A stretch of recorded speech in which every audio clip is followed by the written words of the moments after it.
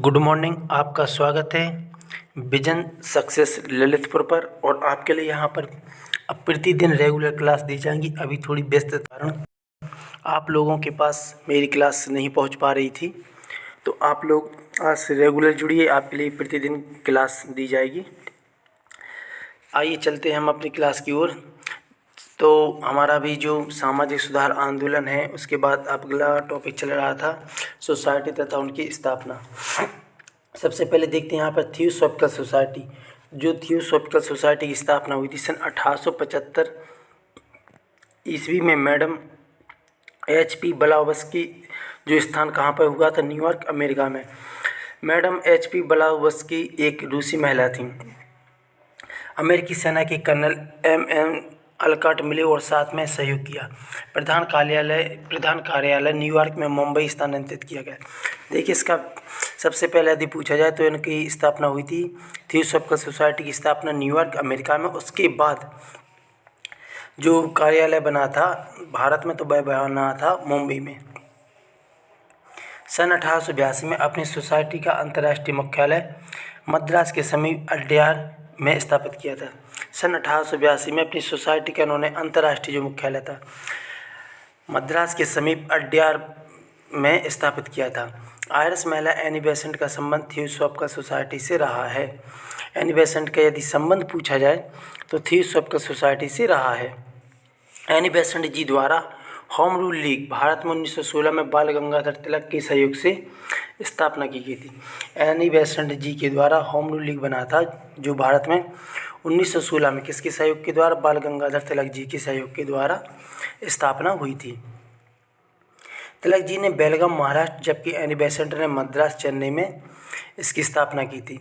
तिलक जी ने बेलगाम महाराष्ट्र में, जबकि एनी बेसेंट ने मद्रास, चेन्नई में जो होम रूल लीग है उसकी स्थापना की थी। एनी बेसेंट द्वारा सन 1898 ईस्वी में सेंट्रल हिंदू कॉलेज वाराणसी में स्थापना की गई। एनी बेसेंट जी द्वारा सन 1898 ईस्वी में सेंट्रल हिंदू कॉलेज वाराणसी में स्थापना की गई।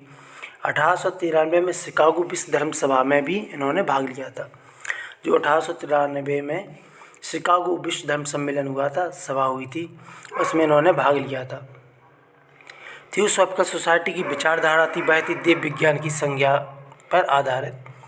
थियोसॉफिकल सोसाइटी की विचारधारा देव विज्ञान की संज्ञा से जाना जाता है। सोसाइटी के सिद्धांत हिंदू एवं बौद्ध धर्म से ग्रहण किए गए। सोसाइटी के सिद्धांत वह हिंदू एवं बौद्ध धर्म से ग्रहण किए गए थे। वाराणसी का सेंट्रल हिंदू कॉलेज सन 1916 में मदन मोहन मालवीय जी के प्रयास से बनारस हिंदू विश्वविद्यालय के रूप में विकसित हुआ।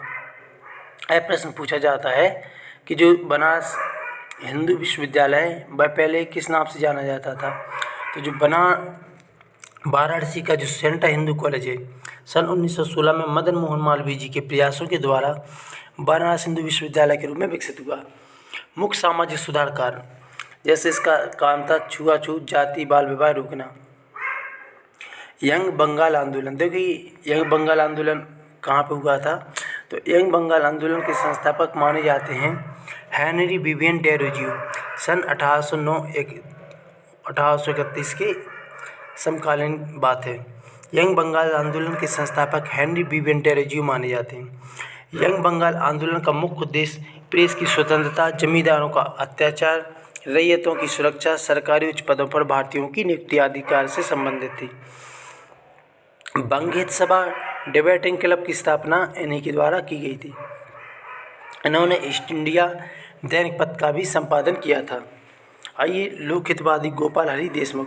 पहली बात तो यही प्रश्न पूछा जाता है कई बार कि लोकहितवादी की संज्ञा किसे दी गई है, तो आपको याद रखना है गोपाल हरि देशमुख को। गोपाल हरि देशमुख ने मराठी मासिक पत्र का लोकहितवादी का संपादन किया था। गोपाल हरि देशमुख ने मराठी मासिक पत्र का लोकहितवादी का संपादन किया था। अन्य रचनाएं देखी जाए इनकी तो गीता तत्व, सुभाषित, जाति भेदभाव, प्रभाकर, इंदु प्रकाश आदि इनके द्वारा लिखित मुख्य रचनाएं हैं। गोपाल हरि देशमुख लोकहितवादी कहलाते थे। अखिल भारतीय हिंदू महासभा, भारतीय हिंदू महासभा की स्थापना BD सावरकर ने सन 1970 में की थी। भारतीय हिंदू महासभा की स्थापना बी.डी. सावरकर ने सन 1970 में की थी। प्रारंभ में इसका नाम हिंदू महासभा था। प्रारंभ में इसका नाम हिंदू महासभा था। हिंदू सभा था। मुख्य उद्देश्य मुस्लिम लीग का विरोध करना था। भारतीय हिंदू महासभा का पुराना नाम क्या था? प्रारंभ में हिंदू सभा। इसका जो मुख्य उद्देश्य था वह था मुस्लिम लीग का जो गठन किया गया था उसका विरोध करना। आइए प्रमुख संस्थान देखते हैं और उनके संस्थापक देखते हैं।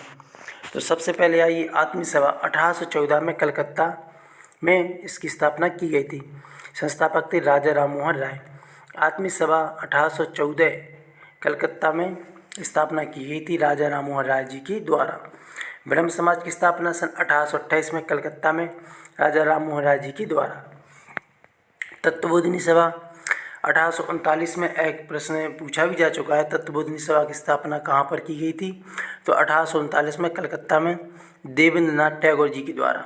आदि ब्रह्म समाज की स्थापना 1866 ईस्वी में कलकत्ता में केशव चंद्र सेन जी के द्वारा। साधारण ब्रह्म समाज 1878 ईस्वी में कलकत्ता आनंद मोहन बोस जी के द्वारा। साधारण ब्रह्म समाज की स्थापना 1878 ईस्वी में कलकत्ता आनंद मोहन बोस जी के द्वारा।